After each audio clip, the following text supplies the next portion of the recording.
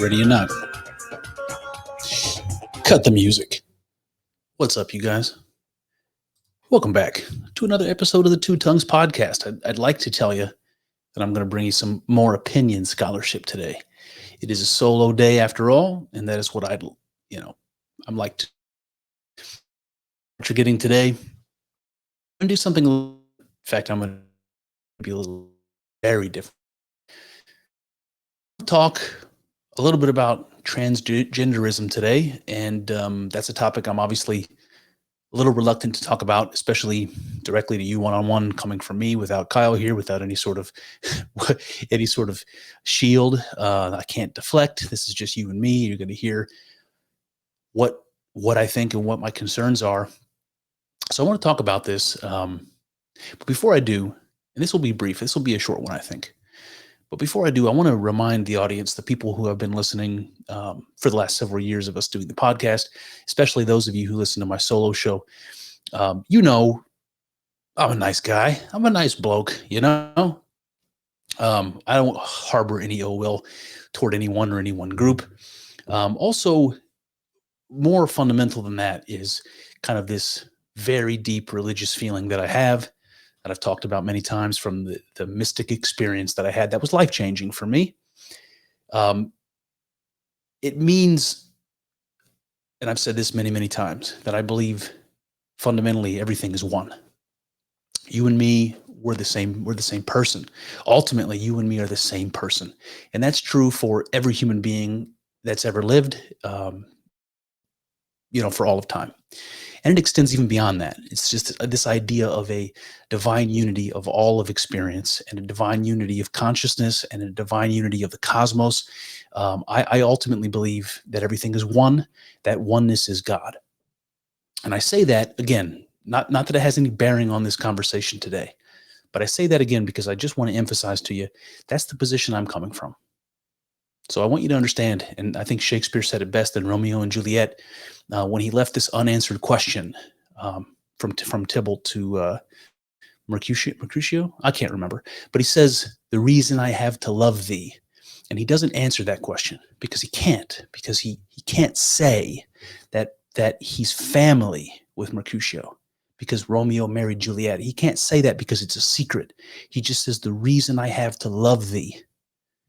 He wants them to know there is a reason, a damn good reason, that I have to love you.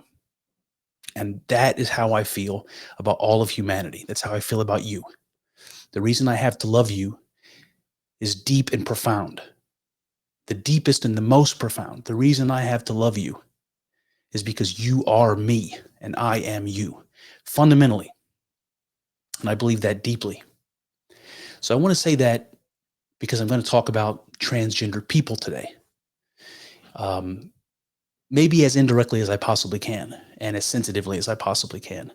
But I've got some shit to say about it, and I think it's important. And I think it's important for transgender people to hear, at least the questions that I'm asking, because I don't know that anybody's ever asked them that before.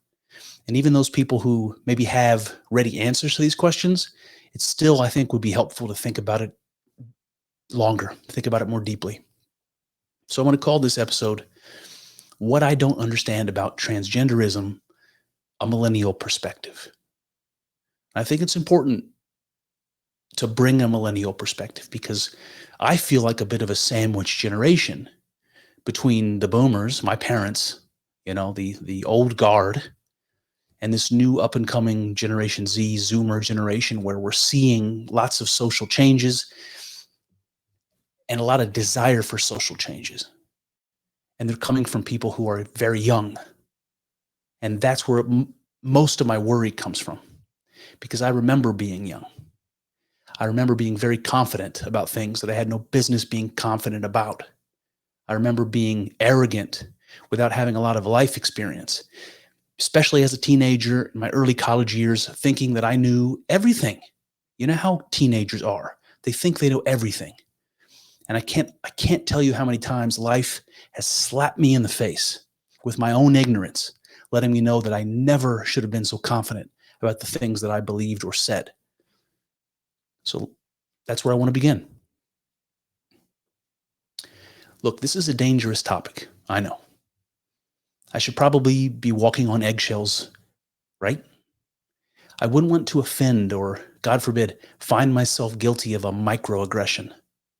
I guess it's just my unconscious bias. My confusion and concern must squarely lay in my own ignorance, right? I should probably stop here. Stop before I start, before I find myself on the wrong end of the mob. Canceled, doxxed, strung up as a vile example of something or other. I should probably stop thinking about it altogether. After all, who am I to have an opinion on the matter? But I have to think this through, don't I? I want to understand, to be a compassionate human being, to put myself in the shoes of those who aren't like me. If I struggle to understand them, it's all the more reason to try. But see, I can't do this without risking offense, because I must honestly evaluate my own presumptions. I must speculate about what might motivate and produce such divergent worldviews from mine. And when I do, I won't be able to help judging them, at least against my own, right? I'm being completely honest, and it's important that I am. I don't really understand half of the language I used in this introduction so far. I'm not a boomer, I'm not a staunch conservative, not a religious traditionalist by any stretch of the imagination. I'm a modern man with liberal values. But the fuck if I know what microaggression is supposed to mean, or why people should be guilty of unconscious bias, like some secular version of original sin we inherit with the shame and blame that come along with it. I am a millennial. I was born into the MTV generation. We bucked social norms. We never questioned the righteousness of gay rights. We came together when the towers fell and pulled ourselves apart again when race reemerged as the politician's favorite tool of division.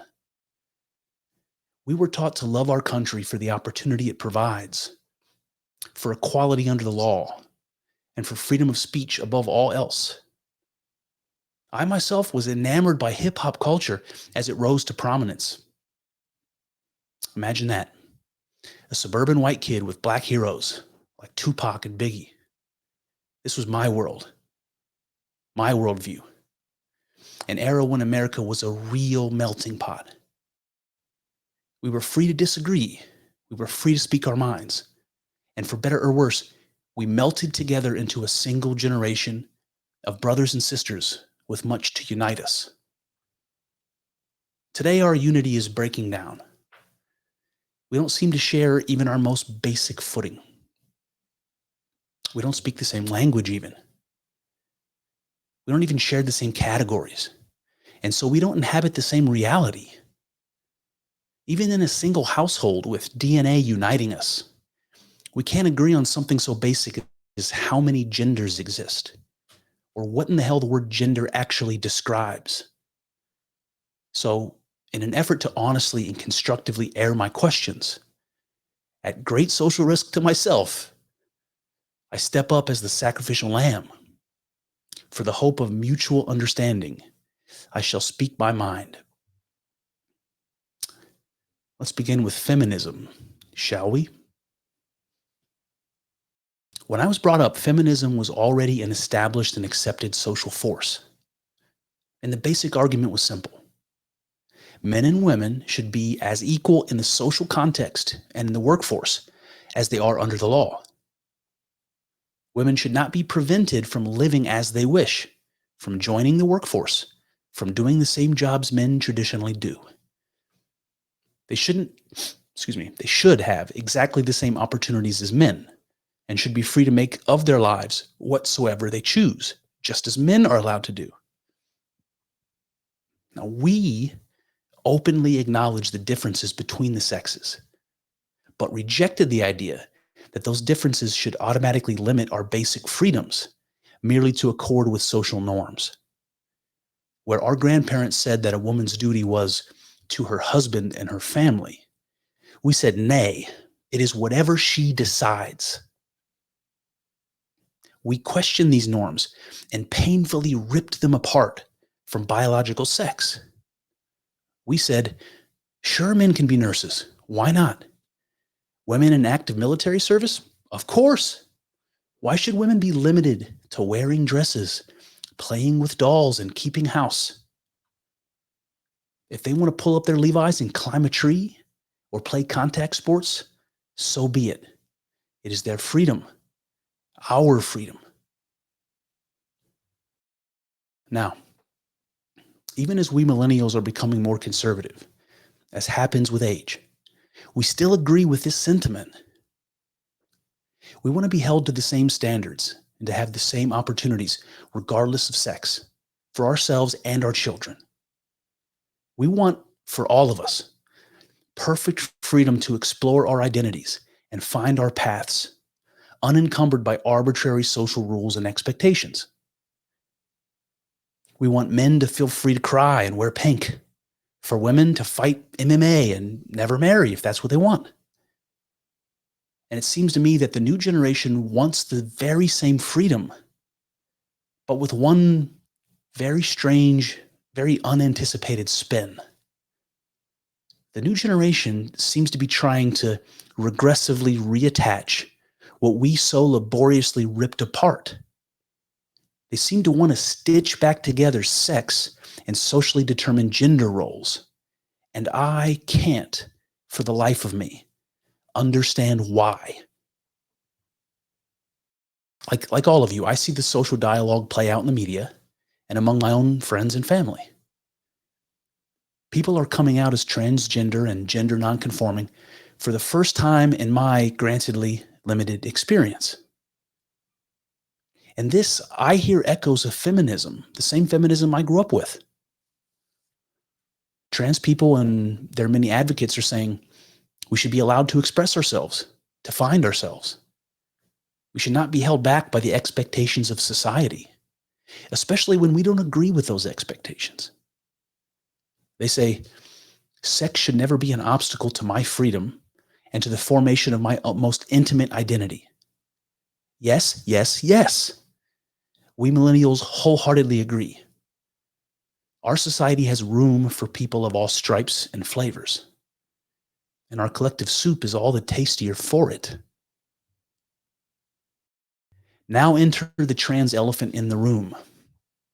Here's where we diverge philosophically.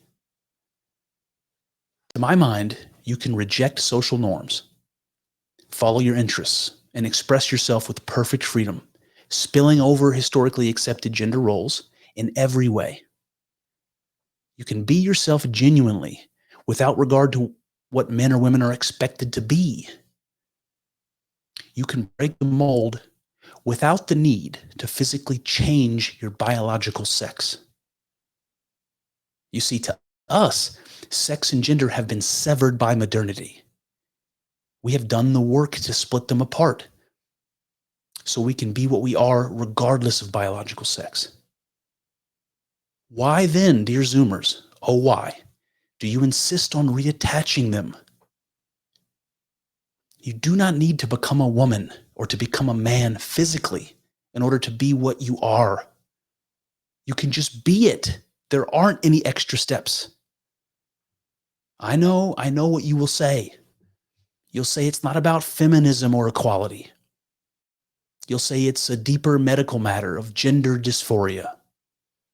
You'll say it's not enough to have freedom to express yourself as you are, if you're uncomfortable in your own skin.